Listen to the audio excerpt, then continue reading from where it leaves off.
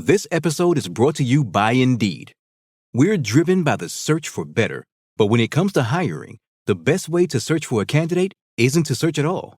Don't search, match with Indeed. Use Indeed for scheduling, screening, and messaging so you can connect with candidates faster. Listeners of this show will get a $75 sponsored job credit to get your jobs more visibility at Indeed.com/SBO. Terms and conditions apply. And welcome back to the Scanning Penguin Network. Once again, everyone, it is the evening of Tuesday, January 7th, 2025. And I'm back here. This is Robbie Snail on the other end of the line here. And just going to jump right into this one. The Penguins were playing the Columbus Blue Jackets this evening in Pittsburgh, back home after a 3-game road trip. And we've talked multiple times this season on these recap episodes about worst game of the year. And I won't say that this is up there with the Rangers opener or the Stars game in terms of ugly game. But as for the result of this one, I'd have to say that it is right up with maybe their worst result of the season with how it all played out. A 4-3 shootout loss to the Blue Jackets, their third straight overtime/shootout loss. But this one coming at the hands of the Blue Jackets in a form and fashion that simply cannot happen. And Snail, it was the perfect Penguins hockey game in a way, the way it played out in the third period here. But all in all, an inexcusable. It was inexcusable to give up a point, and even more inexcusable that they somehow, even in the end, did not give up 2 points, surrendering a point in the standings to a Blue Jackets team that they are currently in a fight with in the standings. Oh, inexcusable is the only word I'd probably use to describe the end result of that game. Like you said, it's not comparable to the despair a Penguins hockey fan typically felt like that season opener against the Rangers. It's not the, it's not the Dallas game. God, the Penguins looked good at times tonight too, Robbie. Like, I thought Rickard Rakell looked like he was just a man on a mission to get a hat trick tonight. I thought it was going to happen. I almost texted it over to you, Raquel Hattie coming, but I didn't want to jinx it. It doesn't matter. I should have just sent it your way anyways. Bunting had what I would call, if you remember, there was a Pierre-Luc Dubois shift when he was in Columbus that they deemed the shift, and it was like the worst shift you've ever seen straight-legged. He looked like me in roller hockey out there. But there was a shift on a better note of Bunting that he was dominant at time tonight. He was emotionally engaged. His skill was on display. He was going to the net. He had a goal on the power play.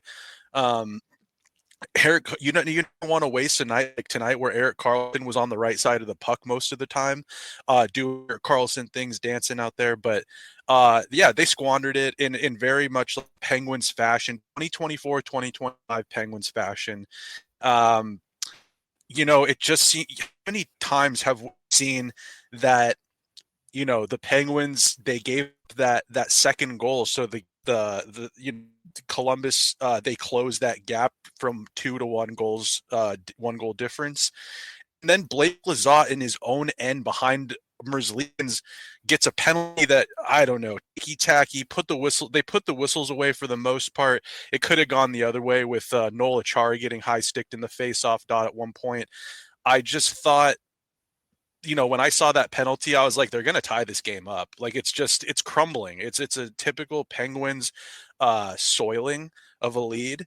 And when they didn't get it in overtime, that move by Rust, we'll get into it. But man, when they couldn't close it in overtime, when I thought they were the more dangerous team, the Penguins can't win a shootout. Like, they might as well just go to the locker rooms and concede that extra point because you can't count on, oh my God, Jarry. This game has just kind of reopened all my wounds with this team. I'm trying to be positive, but right before the shootout, they kind of panned to Jarry, and he had this very confident smile, and he was drinking water. And I looked at him and I said, "You're an absolute fraud, Jarry. I know you're about to go in there and you're about to open up that 5-hole wide and let God only knows who walk down and just inning by inning tally a goal." So Let's toss it back over to you, Robbie. But yeah, just an unacceptable collapse when they had all the momentum. And yeah, you said Columbus. This is a team they're neck and neck with. They're fighting for. They have like the same record. I believe. I believe they're both. I mean, I could be wrong. I don't know what it looks like after this game, but I thought they had almost identical records going into the game tonight. So with that, why don't we go over the scoring, or if you've got any more thoughts before we dive into that, go for it, because I could rant and rave about how disappointed I am after this loss to Blue Jackets, Robbie. Yeah, so speaking of the records real quick, the Blue Jackets after this game are 17-17-6. The Penguins are 17-17-7. So yeah, only a one game difference, and it is a that overtime or that extra overtime loss. I will say this is only the Blue Jackets, again, as well as they've been playing everything given this year. This is only their fourth win away from Columbus this year. They are absolutely dreadful on the road. But we will get into That's even here worse. real quick. Yeah, it's even worse. Absolutely. Tell me if you've heard this one before. The Columbus Blue Jackets, on their first shot of the game, score. Beat Tristan Jarry, Dmitry Voronkov. Robbie, I'm sorry. I'm so sick of that stat. I cannot believe that is a continuous storyline with this Penguins team. You should be able to. You're allowed to give up shots on net, Robbie. You know, not everyone out there is a Chris Tanev that blocks every single shot that comes within 8 feet of him. You should be able to. You should be able to get shots on net against you and not worry that every single one of those first 3 to 5, yet alone the very first one, is going to get by your goaltender. I'm sorry, but that's inexcusable. The collapse tonight, inexcusable. That stat by Jarry. Are you kidding me? That's ridiculous. Go on. Yeah, I can't blame you at all for feeling like that. Dmitry Voronkov, his 16th of the season. This is a power play goal.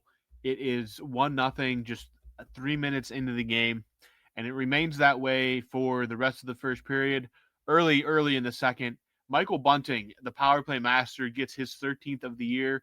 It is again a power play goal. Crosby and Carlson are with the helpers.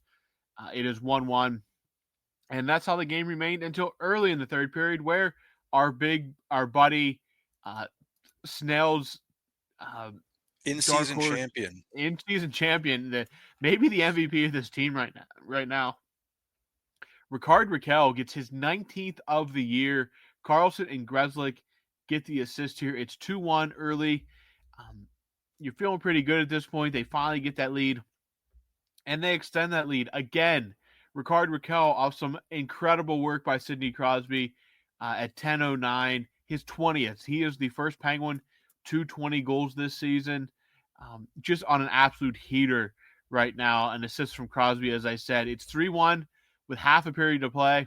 And at this point, I fell into the trap. I fell for it. I will say when they went up 3-1, I thought, you know what? I'm feeling pretty good right now. The way they've been playing since Thanksgiving, for the most part, I think, you know what? I feel pretty good now. But it is Dmitry Voronkov again at 12:05, making it a 3-2 game. His 17th of the year with that one. Kirill Marchenko and Adam Fantilli get the assist. And then a chance to ice the game still, even though you're only up a goal. The Blue Jackets get a late power play, and they make the Penguins pay. Adam Fantilli buries it with less than 3 minutes left. His 9th of the year from Kent Johnson and Zach Werenski were knotted up. We go to overtime. The Penguins play much better in overtime than they did on Sunday in Carolina.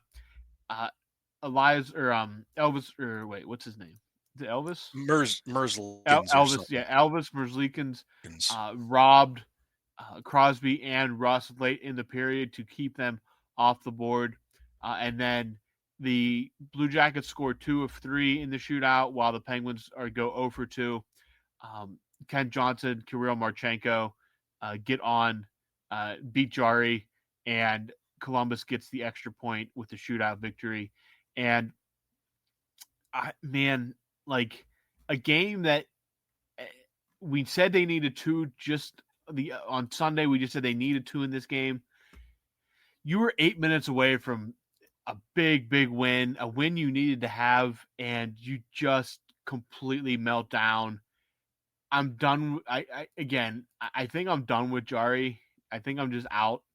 I think they need to find a way to get Blomqvist more game action in the NHL. You just can't, like you said, you can't continually put yourself down 1-0 on the first or second or third shot of the game. It can't happen. It's just you can't do it. It's ridiculous, Robbie. Like that is such an interesting stat to plague the Penguins. They fixed the power play somewhat. The penalty kill is decent. I don't know. They've got depth scoring finally. It just seems that there's all these things, and then it's like those memes you see where it's like, oh, your dog or your car when they see you're financially doing well. One of those a dog decides to eat some grapes, or your car just decides something very expensive needs to be replaced. It's like that with the Penguins with what ails them. They finally kind of fix all these things, and it seems like they're in a decent spot as an organization. And Jari decides that he just doesn't really remember how to stop the puck. Yeah, and I looked it up here. That is his. That is the 8th time this season the Penguins' opponents have scored on their first shot. The 6th time versus Tristan Jarry. That's 6 games that they are down almost immediately, and that's not even counting. There's been multiple occurrences where it's been like the second and third shot too. It just, or God forbid, the 5th shot. I've heard that one a couple times too. I'd have to go back and I wonder how many times they've gotten out of the first period without giving up a goal this year. I'd really like to see what their goal difference is in the first period, because it's got to be pretty lopsided.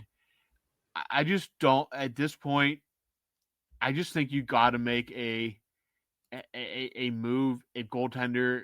You got to try to get Blomqvist back in the NHL, because, man, it's such a devastating. Again, you have the home crowd behind you, and all the oxygen is sucked out of that building within the first few minutes because your goaltender can't make a save.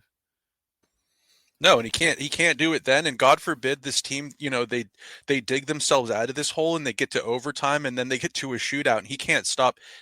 He's not good in the shootout either. I mean, the Penguins don't help themselves, and it's ridiculous to even be saying, God forbid we get to the shootout. It's just, the shootout sucks. When you get to that point, it's a coin flip already, Robbie. And like, every time they get to it, it's like, just go to the locker rooms, because no one on this team knows how to. They put the same dogs out there. It's so annoying. I can't. It's nights like tonight where, like I said, all of these wounds reopen, and I just have all of this doubt. But there is a bright side. Raquel is scoring at he's on like a 40 goal pace at this point, like 40 goal pace. Probably, like you said, maybe the MVP of this team. Funny enough, I check every single day. I look at headlines, Penguins rumors, Penguins news, Penguins updates, that kind of stuff. Every day I have a little bit of a feed refresh and check it out. And for the first time in probably 2 years, I've seen teams vying for Rickard Rakell's services, so you know that his stock is soaring right now. Yeah. Teams looking at maybe adding Rickard Rakell if the Penguins are out of it. So not going to go down that rabbit hole, and that wasn't the point of this. But you've got Rakell scoring, you've got Bunting scoring, because there was a stretch at the beginning of the season, Robbie, if you remember, where Bunting he wasn't on the score sheet at all. He was fighting it. He was on the 4th line, 3rd line at times. He was healthy scratching point. Healthy scratched, watching from press box. Yeah, tough for a guy like that and you remember, like, that started to open the whole wound of trading Hensel and the return for that whole deal to Carolina. So it's good to see these guys on the right side of the puck, like I said about Carlson too.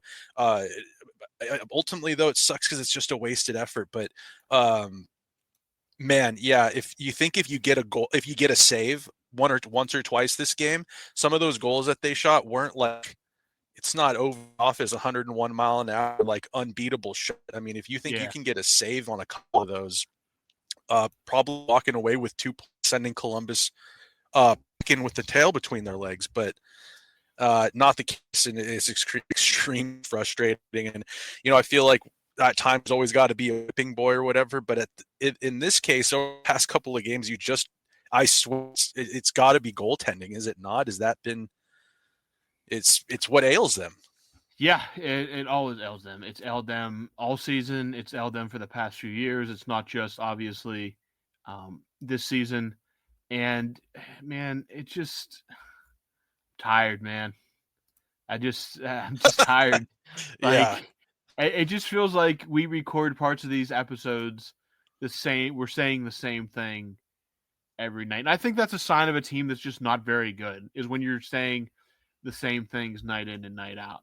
I think if we would go, but like if you would hypothetically imagine your mind what we would have been saying in say 2017, at this time of year, like okay, the Penguins lose a game, they lose 1 out of every 5 games or something like that, and it seems those games they lose, maybe a puck bounces the wrong way, maybe they have an off night from a goalie in there, but we're not saying the same exact things. I shouldn't have to repeat almost 10 times now the Penguins gave up a goal on the first shot of the game. Like that, that's not.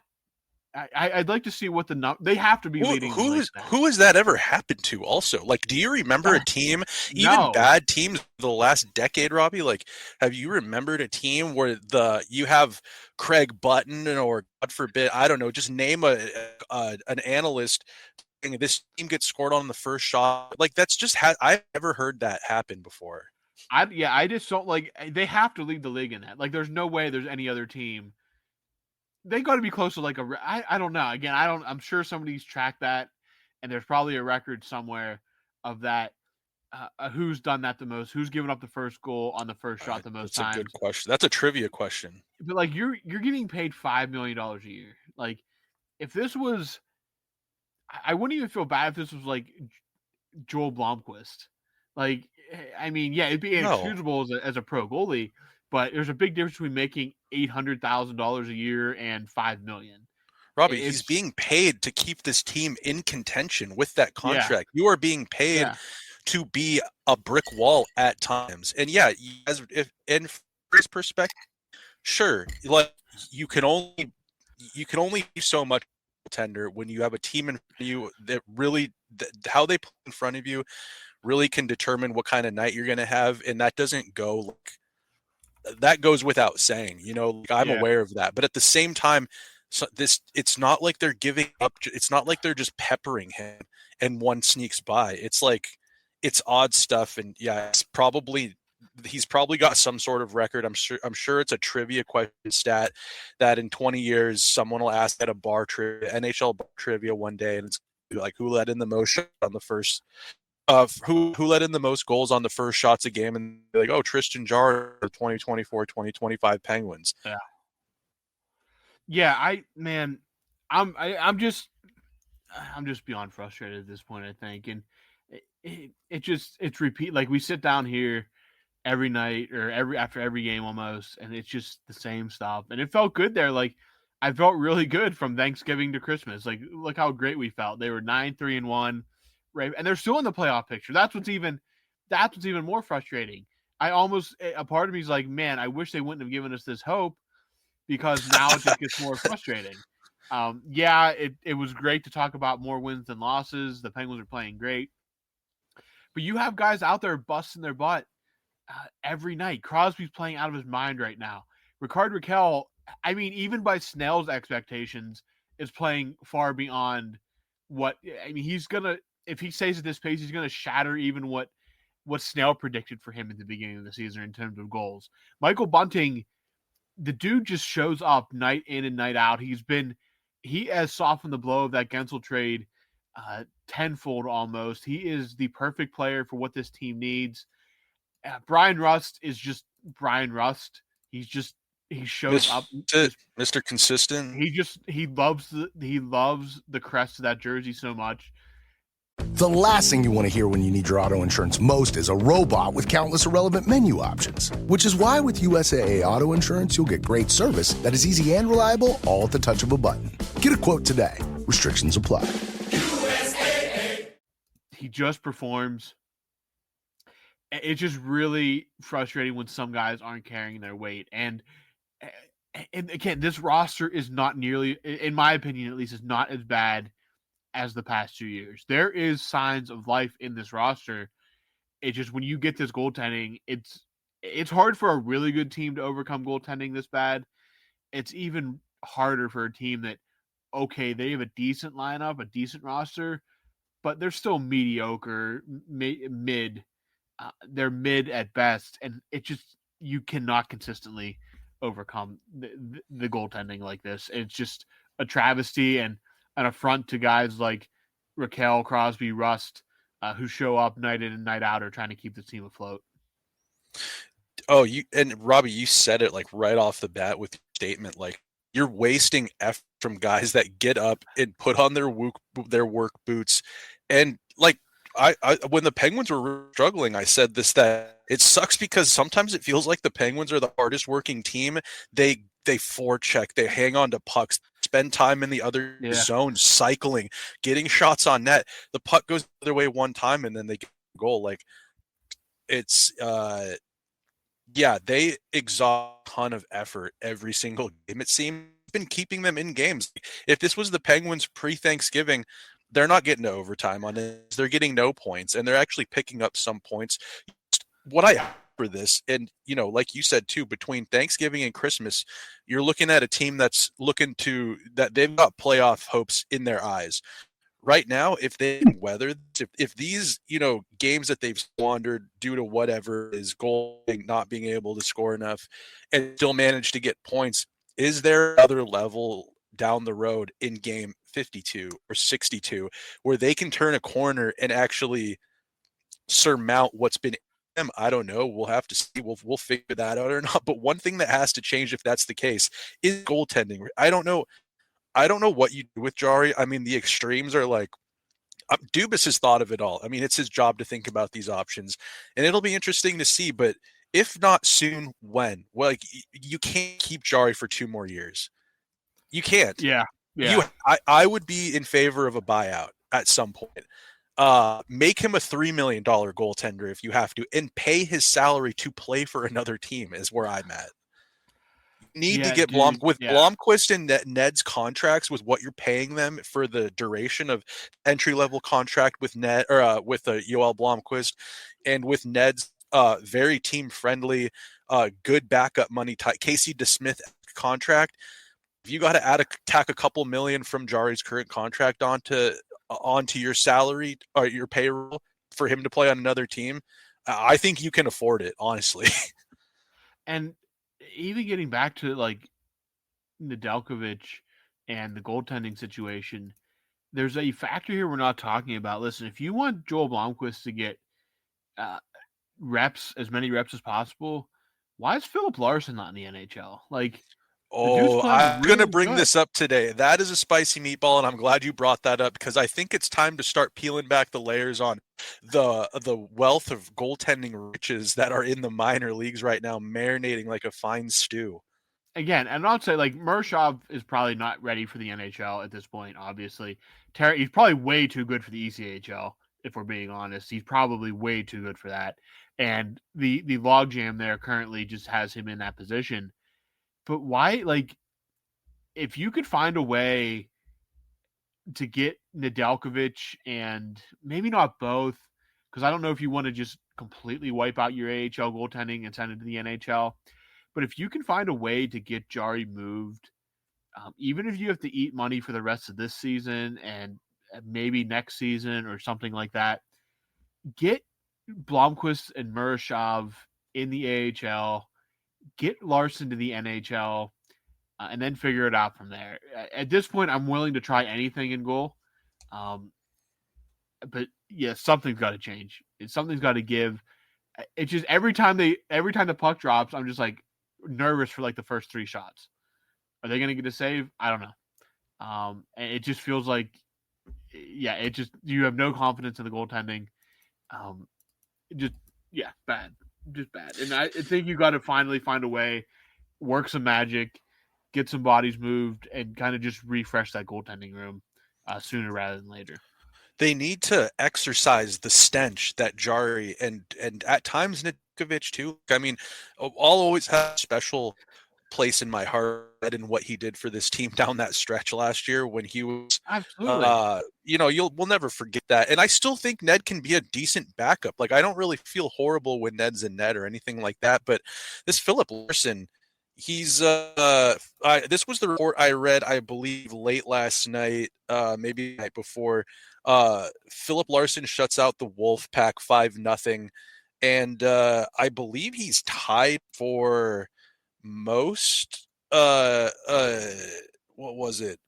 Penguins prospect Philip Larson tied for most AHL shutouts. Like, he wasn't even on the radar, Robbie. Like, he wasn't. If your name wasn't Blomqvist or Urshov, I don't think anyone was. I think they have another goaltender, Taylor Gauthier or He's in the Gauthier. AHL. Yeah, He's in the AHL, and I think he's like 6'3" something, or he's not having a bad year down there either. So, it's just interesting to see that, like, the Penguins right now are just kind of like I said last time we were on here. They're kind of stuck with these contracts that they got to play these dudes because they're basically untradeable.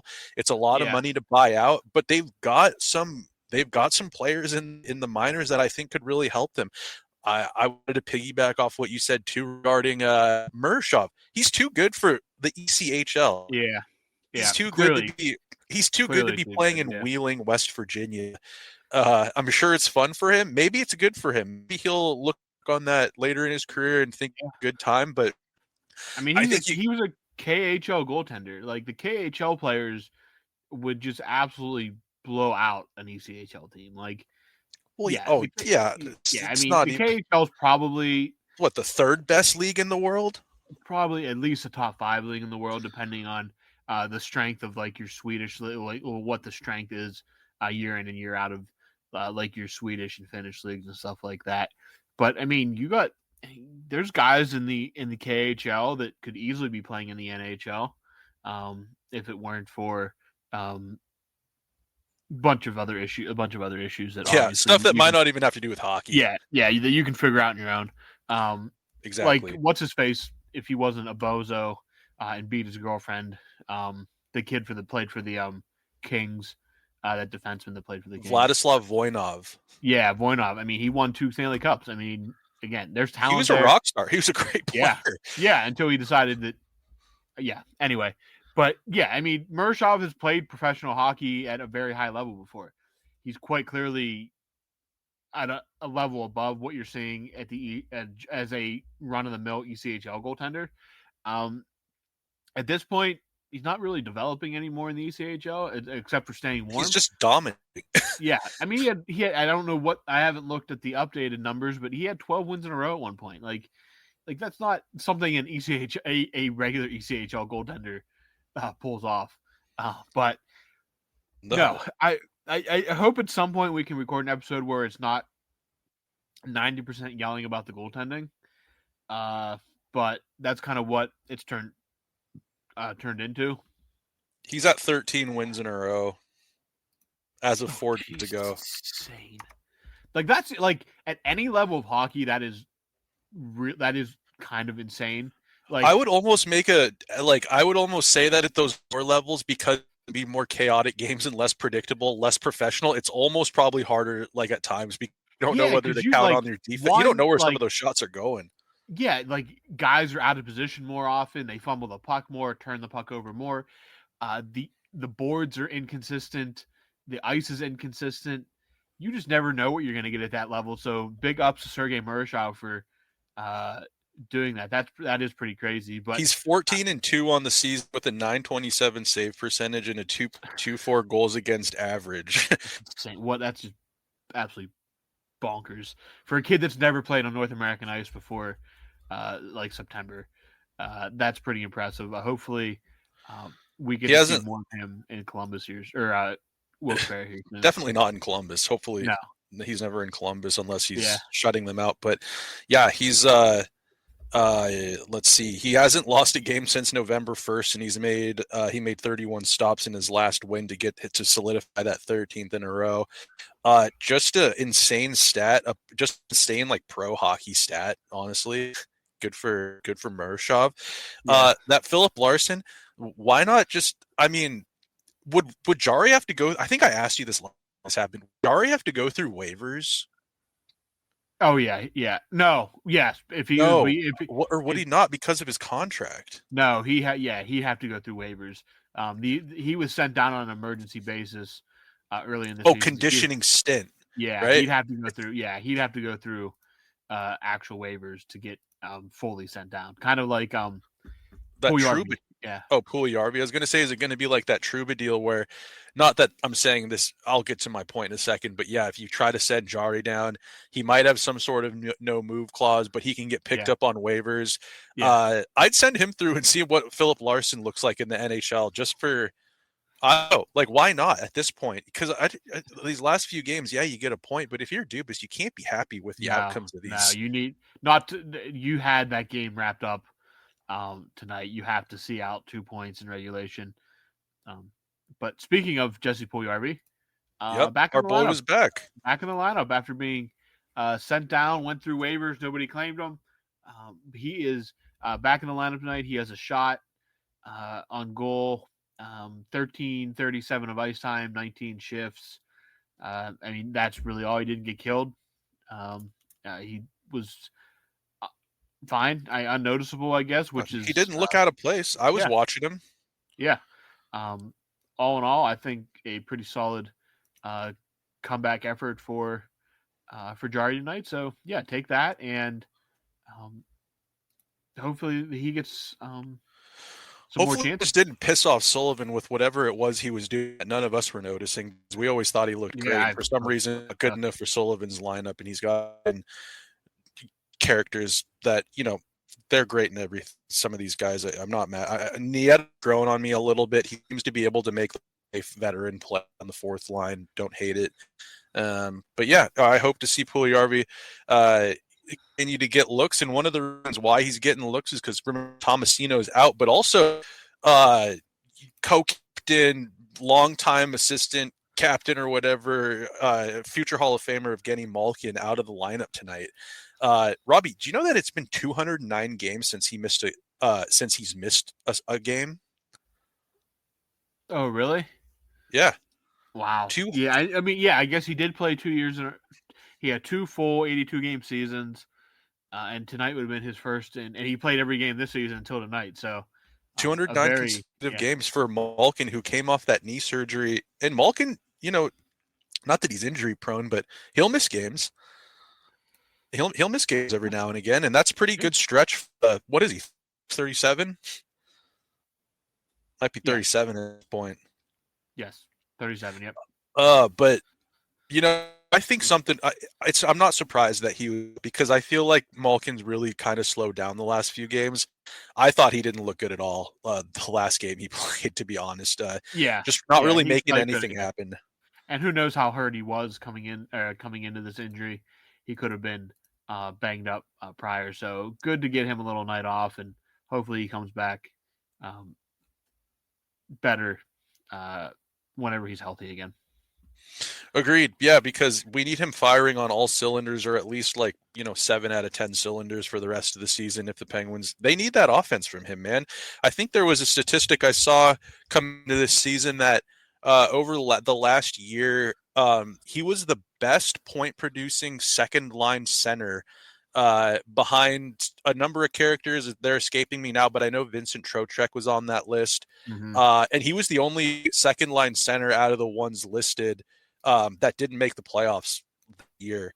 So, I mean, it's the disrespect to Malkin at times from like these news outlets, hockey outlets. I just feel like the slights are always there, and he's been such an important player for this team for so long. And yeah, he's older. He's aging pretty gracefully, all things considered, considering he had a full knee, not a replacement, but like a reconstructive surgery on his knee. He still he gets emotionally engaged out there. He can be a bully. He really complements Sid's game so well. You got to think that, you know, going forward, the Penguins, they really need him healthy and going to, if they're gonna even sniff the playoffs down the stretch. They got 40 more games left this season. Yep. They need Gino. Yeah, absolutely. You need your best players especially in this final stretch, and Gino's one of them. So hopefully he comes back healthy and ready to roll because every game's going to count. Tonight counted just as much as the rest will. Unfortunately, they couldn't get the 2 points they should have. And again, we waxed poetic once again on the frustrations with that. But back at it Thursday night, still at home, and Connor McDavid and company. Yeah. Against the Oilers, who have already boat raced the Penguins once this year in Edmonton. That was one of those games. That was one of those bad games. Yeah, that was one of that was a game Joel Blomqvist stood on his head for like 40 minutes playing out of his mind. He faced like 50 shots in that game. And wasn't that the game he ended with like a .920 save percentage, and there was like 50 shots on and they scored 5 times or something like that? Yeah, I'm gonna try to find it here real quick. Just an insane statistic. It's embarrassing for the Penguins. I can't believe they hung him out to dry that bad. Yeah, he played out of his freaking mind. He was actually the number 1 star in that game. In a losing effort. in a 4-0 losing effort. That's like David winning the Conn Smythe and lost. Yes, he stopped 46 of 50 shots, a .920 save percentage in a game where he gave up 4 goals. That's insane, and that should never happen. Yeah, no, that should never happen. Unfortunately, it seems to happen to the Penguins more so than the Oilers just waxed. You said we waxed poetically. The Oilers poetically waxed the Boston Bruins 4-0. Dude, this will be an interesting one. I hope the Penguins, they need to get some sort of retribution for that game. I think you call up Blomqvist to get his redemption. Yeah, try something, because the Penguins, the last time they played him was ugly, and Edmonton's playing really good hockey right now. So, I mean, it's going to be all hands on deck. It would be great to watch the memory of this one away with a big win, but 2 points against Edmonton, dude, sign me up. 2 points against Edmonton would be like, 50. There are 53 points. They're right kind of in a fight with LA and Vegas for the Pacific Division there. But yeah, at some point, Penguins, you got to find a way to turn it around. That's all I really got. Well, because their schedule doesn't really get easy. No, it gets harder. Well, today was their cookie night. They needed. We said it last time. Mandatory 2 points. Yeah, they needed mandatory 2 points. Because got Edmonton and Connor McDavid coming into town, and you got to look out, because this is just a little that I got, that Connor McDavid has switched his curve back to his old curve, to his hybrid. It's pretty much a P92, the Ginla's old curve, the Easton E7 curve. Switched back to. And McDavid was just so extremely dangerous when he had that curve. So he's moved away from the Adam Oates modified kick curve, and he's gone back to the square toe, old school McDavid, Erie Otters curve. And watch out, because he's cooking with gas. And the Penguins, it's going to be, once the train gets rolling, it's hard to stop it. And I don't know. If you're Mike Sullivan and you're looking at your roster and you see McDavid, Hyman, Leon Draisaitl, Evan Bouchard coming in town, and you're looking at your bench, who's going to stop those guys? You got nothing. It's you're bringing a knife to a fight. You are Graves, Grzelcyk. Are you Pickering? I have faith in Pickering. I think Pickering has that youthful jump, and he's probably eager to try to shut those guys down. I don't know. Carlson, Letang, I just don't. You don't have the dogs to stop that. Just that offensive onslaught from doing damage, and you got Jari in that. You're probably giving that game to Jari, and I don't know. It could be another slot, but I hope that the Penguins did a bag of tricks, and hope that you can get under their skin somehow and agitate. And got to be firing on all cylinders. Achari's got to be in the body. Sid's got to be in there whacking Connor McDavid in the knee every once in a while. I just don't know. It could be a bad game. It could be a bad one, Robbie. It could very well. But that's all I really got, Robbie. Hopefully that we'll see. I'm just really curious to see who's going to go into net after a game like today. basically, who are you? Who's the meat that you're throwing into the wolf pen for this game?